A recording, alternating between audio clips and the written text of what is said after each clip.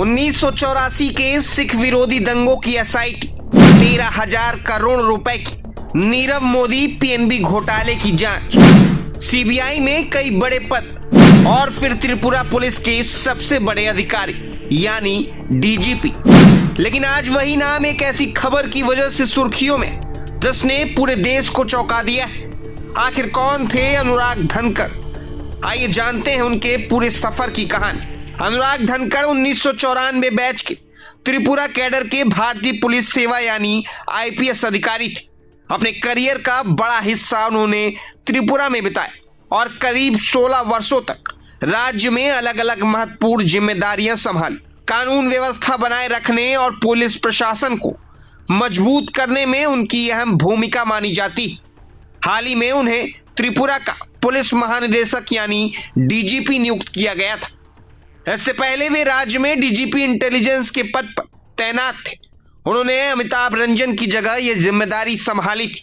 उनकी पहचान एक शांत, अनुभवी और सख्त प्रशासनिक अधिकारी के रूप में थी।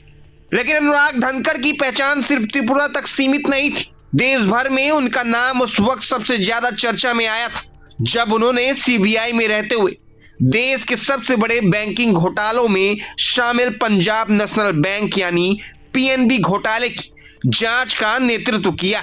यह वही मामला था जिसमें भगोड़े हीरा कारोबारी नीरव मोदी और मेहुल चौकसी पर करीब 13,000 करोड़ रुपए की बैंक धोखाधड़ी का आरोप लगा था। इस हाई प्रोफाइल जांच को आगे बढ़ाने में अनुराग धनखड़ की महत्वपूर्ण भूमिका रही। सीबीआई में उनका कार्यकाल भी बेहद लंबा और प्रभावशाली रहा। उन्होंने पुलिस अधीक्षक यानी एसपी, उप महानिरीक्षक यानी डीआईजी, संयुक्त निदेशक यानी ज्वाइंट डायरेक्टर और अतिरिक्त निदेशक यानी एडिशनल डायरेक्टर जैसे कई अहम पदों पर काम किया। उनकी गिनती उन अधिकारियों में होती जिन्हें कठिन और संवेदनशील मामलों की जांच का जिम्मा सौंपा जाता था।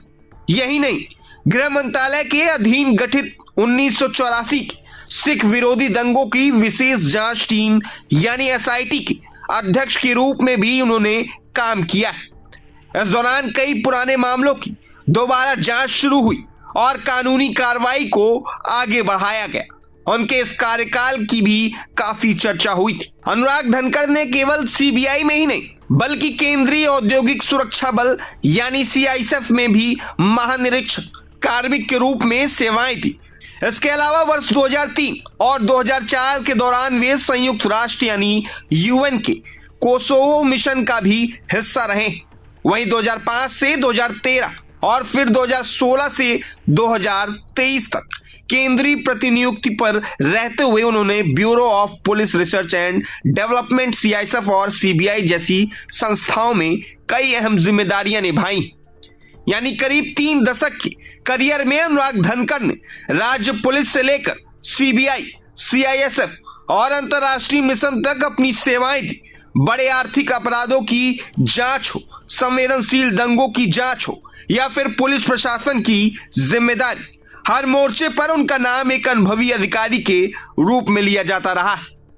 लेकिन आज वही अधिकारी एक बेहद दुखद और चौंकाने वाली घटना की वजह से चर्चा में। शुरुआती जानकारी के मुताबिक उनका शव अगरतला स्थित पुलिस मुख्यालय में मिला। पुलिस मामले की जांच कर रही और मौत के कारणों का आधिकारिक रूप से पता लगाया जा रहा है। फिलहाल जांच जारी और अधिकारी सभी पहलुओं की पड़ताल कर रहे हैं। प्रभातखबर.com, विश्वास वही, रफ्तार नहीं।